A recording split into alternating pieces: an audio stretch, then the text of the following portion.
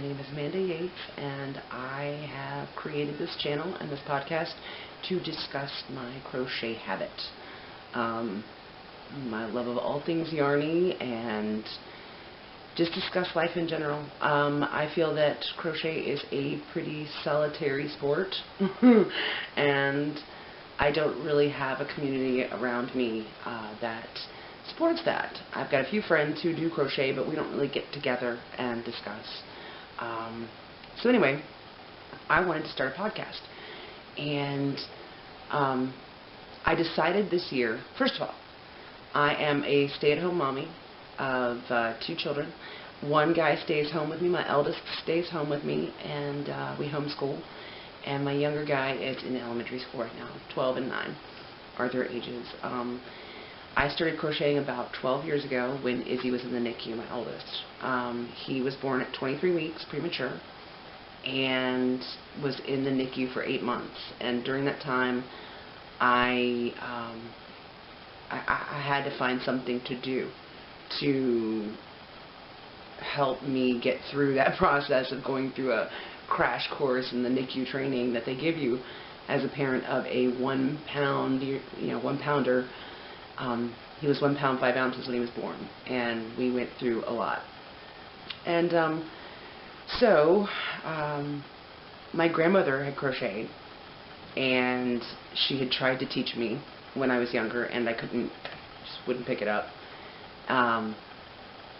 But for some reason, when Izzy was in the hospital, I felt the need to lean on her, and she'd already passed. So I was in a Books A Million bookstore and ran across a book by Debbie Strawler, The Happy Hooker, I think it was. Yeah, I think it was called The Happy Hooker, and it was to teach you how to crochet. And I said, you know what? That's it. That's what I'm going to try to do, and that way maybe I can have that heart connection with my grandmother and with my son, and not feel so lost in the process. Little did I know that it would become a go-to for stress relief ever since. It's been so therapeutic for me, and it's something I absolutely adore. I've been an artist the majority of my life, painting, drawing, things like that, and for some reason crochet is like the thing that I don't seek approval for.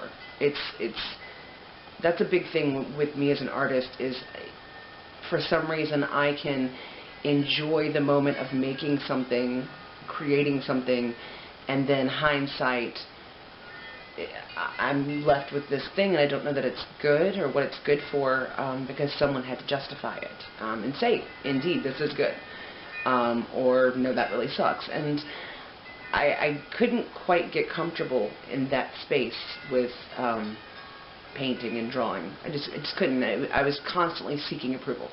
Crochet, for some reason, making things that are useful, I don't need someone to tell me it's good or not. It's either wearable or it's not. It either works as a pattern or it doesn't.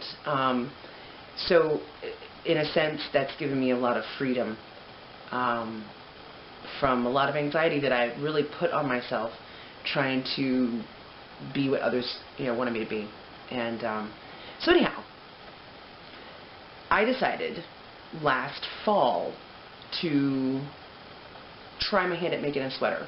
Never done it before. When my grandmother crocheted, it was always booties and Afghans and these dolls that would sit on her bed. They were Barbie dolls at the top, and then they had these big, huge crocheted, like, Southern Belle dresses.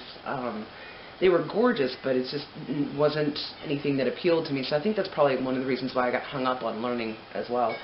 But this past fall, I was making a bunch of different things, and I found this Ferris wheel yarn that I absolutely just fell in love with. And so I decided to try to make a big granny square sweater. I had never done anything like that in my life, but why not? Let's try it. And I sat down, and it took me about 3 days, and I made this really cool cardigan. Actually, hang on one second, I'll go grab it.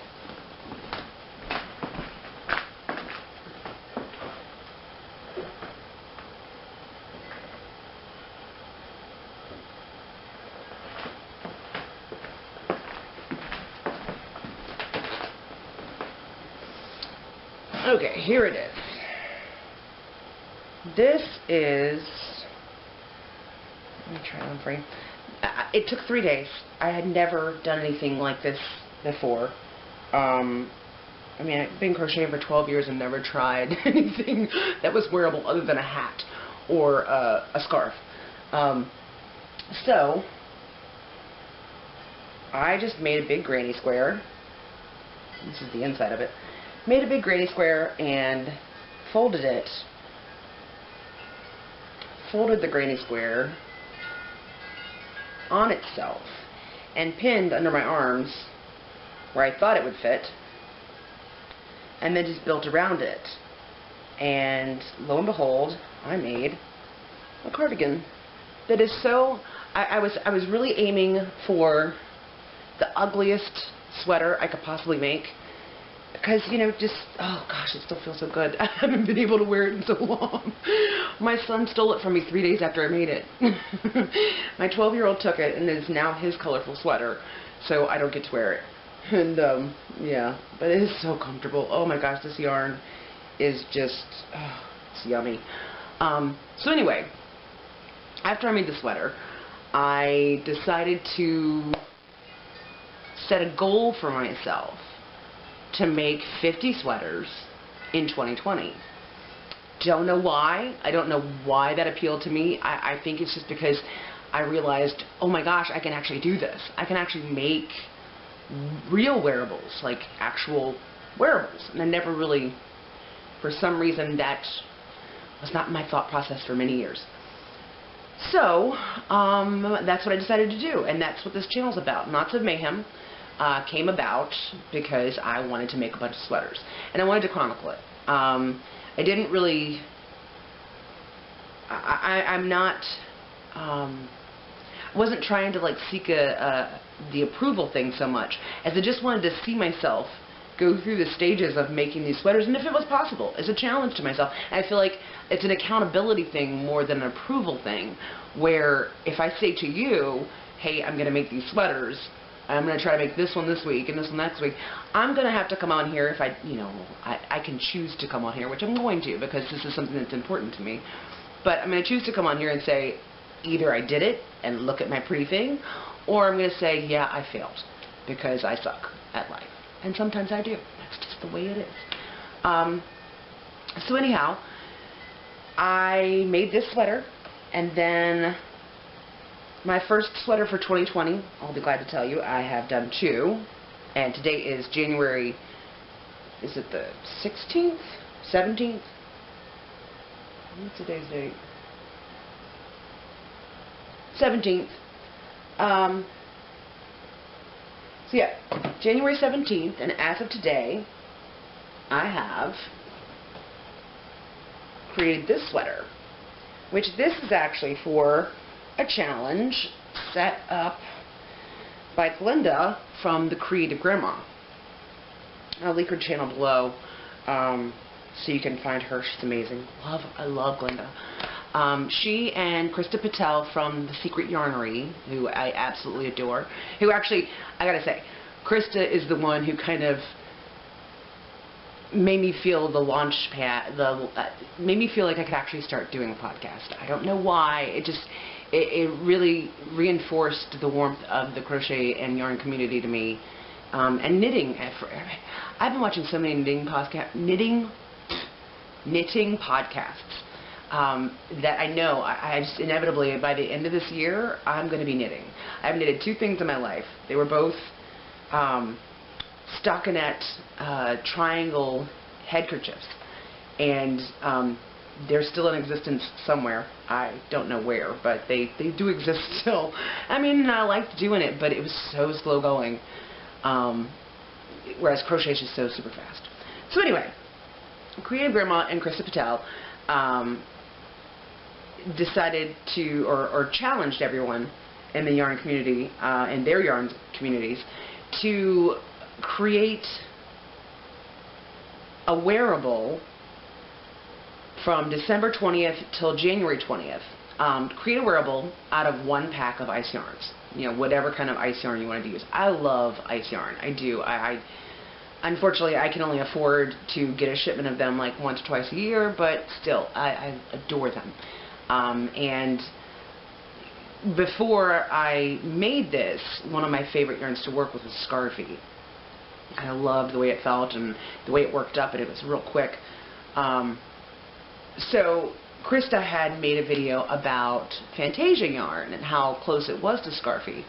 And so I ordered some, and this is it. I will stand up. I don't know if you can actually see this, but this right here needs some pockets. It absolutely needs pockets. Oh, here, back, collar, buttons. This is made out of one pack of Fantasia and one skein. I had to go over. It needs pockets, and I did the 3/4 sleeves because I'm constantly bunching my sleeves up anyway. I'm always using my hands, and so I may or may not lengthen the sleeves. I don't think I am. I think I just need some pockets, maybe a little length in the hem as well. But I wanted to stay within the challenge as much as possible, and since I'd already gone over by a skein, I stopped. But yeah, this is just herringbone stitch. I basically just did a back panel on it. Here, I'll show you. I did a back panel that matched, you know, the size that I wanted of my back. I measured from shoulder to shoulder and then from shoulder to hip, and just did, basically just did double crochets on this side. And then when I went up to the, oh, I'm stuck. Oh, that's not good. Okay. And then when I went up to the shoulder, I worked the stitches for the shoulder here, and then I basically just did a herringbone stitch all the way down for the front panel, and then did the same on the other side, and then stitched the seams up on the side here. And then when I got to the arms, I worked herringbone in the round. I don't know if you can see that. Probably won't be able to see it. By the way, the camera I'm using is ancient, and I have no way to see, like I don't have the flip screen on this one. This is it's a Power Shot, a Canon Power Shot SX110, so that tells you how old this is. Anyway, herringbone stitch all the way down, and I just worked in the round. So it created this really cool, like, stripy spiral thing going on. So I made that, and that was my first one for 2020, and I mean, 5 skeins of a Scarfy type yarn. And the cool thing about this is, with Scarfy, it's very light. It's, you know, it's warm and snuggly and everything, and it's very light, but this has a little bit of wool in it. I don't really know. Hang on, let me see if I can find my, I should be better prepared for this, I'm sorry. Hang on.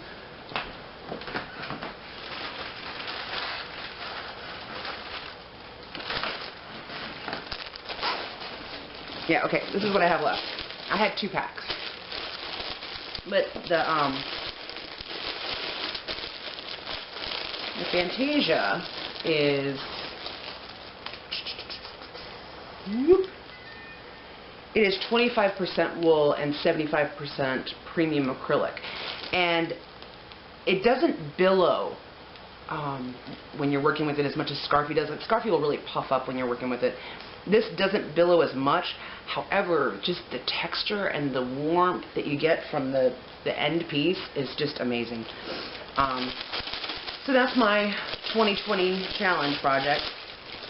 And then I decided, I was trying to think of how to format this podcast, and I decided that I wanted to do sweaters from tutorials from people on YouTube. I just really wanted to do that. I also wanted to do some from Ravelry, which I've bought some patterns, and there's one that I'm working on right now, which is, oh, I chose to work with black. I chose to work with black for like the whole entire thing, and it's for my husband, so we're huge Saints fans. huge Saints fans. We're Saints family, and New Orleans Saints. And so I'm making him a black and gold V-neck sweater, which was supposed to be his playoff sweater, which I started working on in the playoffs, and we didn't even make it past the first round. Anyhow, so I decided that I wanted to do videos by YouTubers and, you know, people in the community from Ravelry, because Ravelry has such a vast amount of designers and creators that are just wonderful, and I kind of want to pay homage. Like, if I pay for a pattern from you, I want to thank you for that. You know, if it works out really well, and I thank you. And I guess in a way, I kind of with the YouTube patterns, it's kind of like I want people to know that it's possible. That, you know, it doesn't take that much. You just gotta, you know, follow the tutorial. And a lot of times, you know, people that have tutorials have PDFs available that you can buy, or they have the actual directions on their blog site. And so my next sweater, so this will be number 2 for this year, is Annoo Crochet's Easy Braided Sweater. And I love this. Oh my gosh, look at this. Just look at it. Look at it. I'm actually going to put it on. This is a size, I think I did the extra large is what I did. And it's so comfy. I seriously, these 2 sweaters, I wish it was warmer here in Virginia, because, that's right, I'm in Virginia, I forgot to mention. It's not warm enough to wear these yet, and it's killing me, because I want to wear them so badly. I mean, I wear this one, you know, it's a grab on the way out the door cardigan, but this one, oh my gosh, I adore it. I mean, it is so squishy and soft and comfy, and oh my gosh, I love it. I have worn it once, just because I had to. The day I got it done, I had to put it on and just wear it out the door, because it's just so comfy. I'll stand up and let you see. I thought about bringing in the bottom. I thought about bringing it in and you know, making it a little bit more fitted. But every once in a while you just need that big squishy sweater. You know, it's like a big hug. You just wear it, it's like a big hug. And this one is it. I did have a problem, however. I believe it was when I was doing the sleeves. The counts were a little wonky on the website. So, you know, I kind of muddled through it and did my counts the best that I could. But, you know, I mean, it's something that happens with patterns. It wasn't unworkable. As you see, I was able to complete the sweater, no problem. But I love this. I love this. It's an easy tutorial. And, you know, she goes through it step by step. And that's, you know, I would love to do tutorials. I just don't have the patience for it yet. I'm hoping that maybe after a year of doing these podcasts, I'll feel, you know, able to do it. But anyhow, so there's the second one. Now, the third one. The third one that I'm working on, because today is January 17th, and we're on week 3, and I should be on sweater 3, which I am, is by a YouTuber. The YouTube channel is Hey Carrie. She's got a beautiful accent. I can sit there and just listen to her talk about patterns all day long. I mean, you just really have to have a podcast. Just read me your pattern. It is the boyfriend sweater that I am making for my son, for my eldest son. And I'm doing it in the medium size. This is it. And I'm actually being very thrifty about this. I'm excited. I don't have a huge yarn stash, but I have enough where, in order to stay on top of it, I want to just work from what I've got.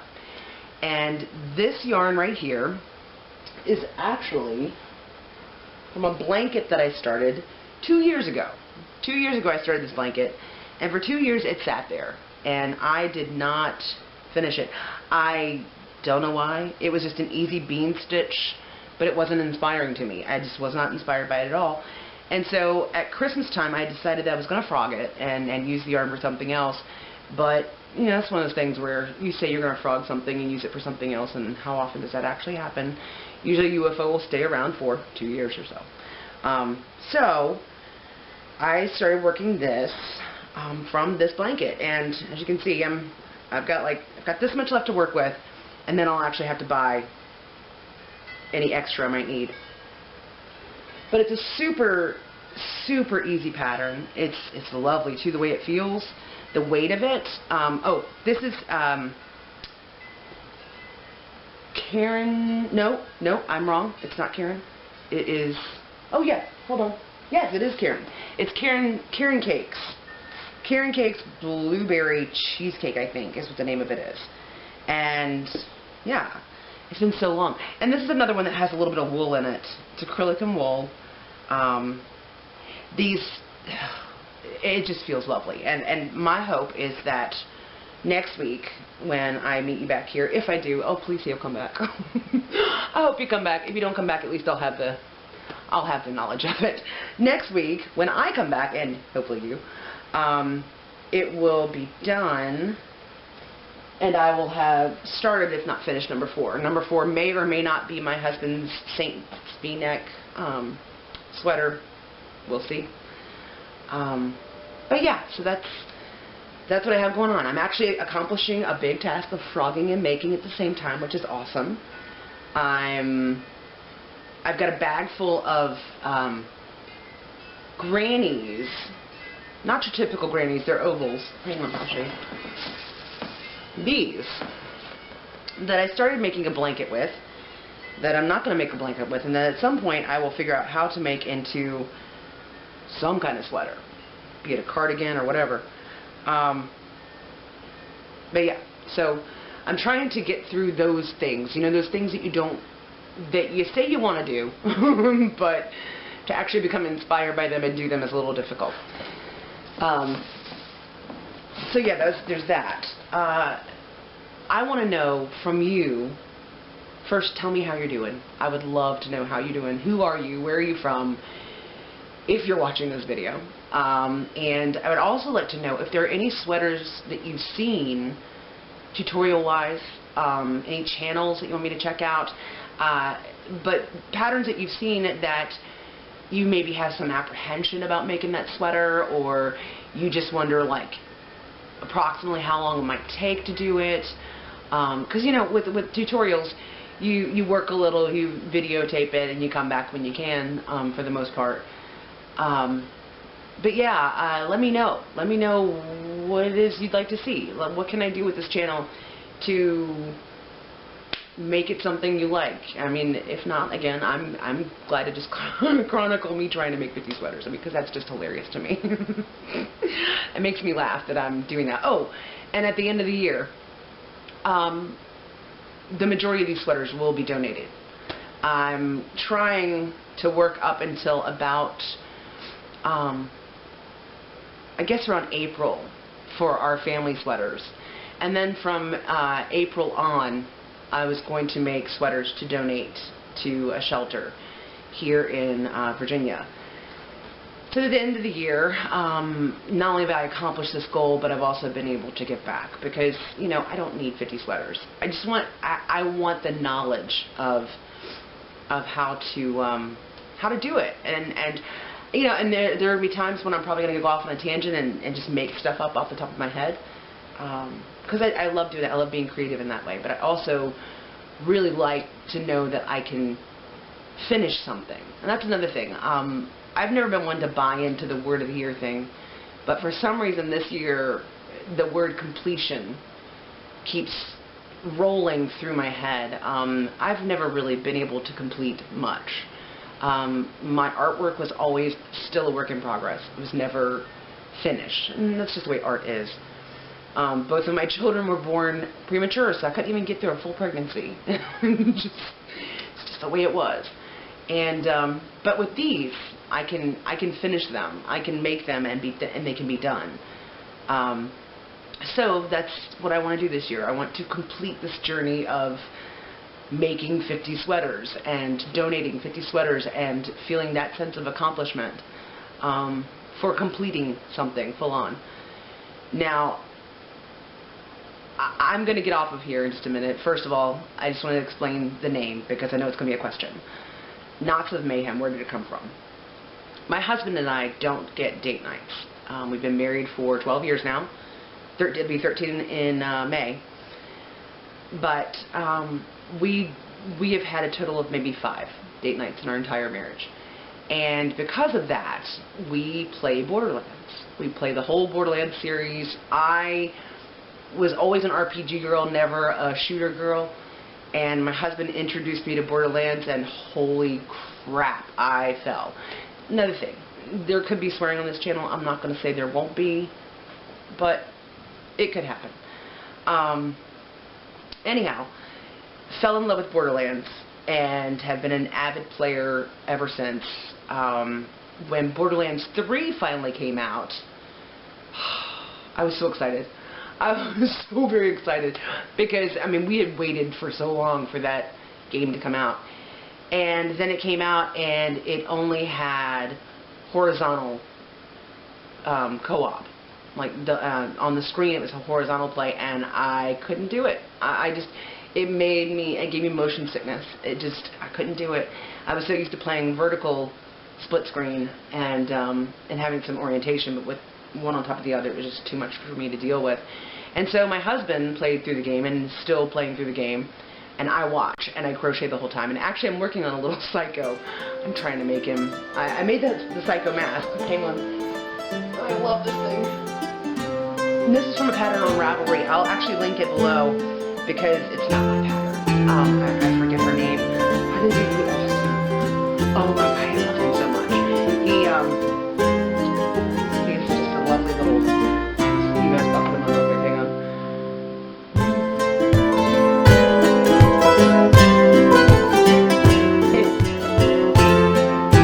Make my son. I do well.